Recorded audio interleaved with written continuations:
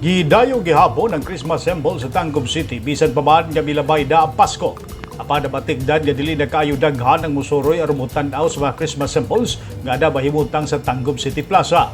Ang ika-29 nga Christmas Symbols Festival sa Tangub City gibuksan niadtong Disyembre 1 nag-features sa mga landmarks around the world.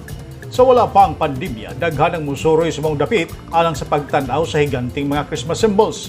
Apan dining panahon sa pandemya, dili na kayo dagko nga Christmas symbols ang ilang gi-feature apan na gihapon ang mensahe sa Pasko. Wala mahinayon ang plano nga closing ceremony sa mga Christmas Symbols Festival uban nga nagpositibo sa coronavirus disease COVID-19 si Misamis Occidental Governor Philip Tan ug ang silang duha ni Tangub City Mayor Jennifer Tan ang gipailalom sa self-isolation.